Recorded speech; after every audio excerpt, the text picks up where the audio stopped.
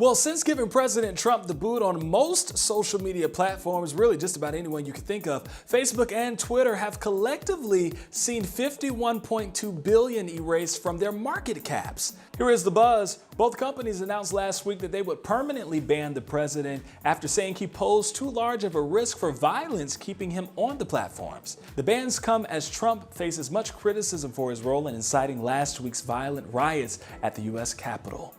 And covering your face whenever in public continues to be one of the best ways to slow the spread of COVID-19. But if you've been out in public, then you've seen what I've seen. Some people just aren't doing it. But there are some mask mistakes that you could be making if you're wearing one without even realizing it, like not washing your hands before and after taking off your mask, or not washing your reusable mask after every use.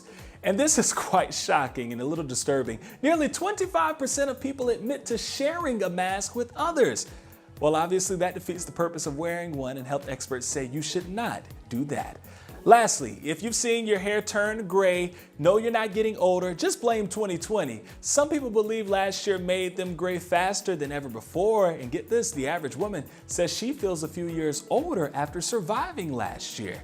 To no surprise, most people are blaming it on pandemic stress.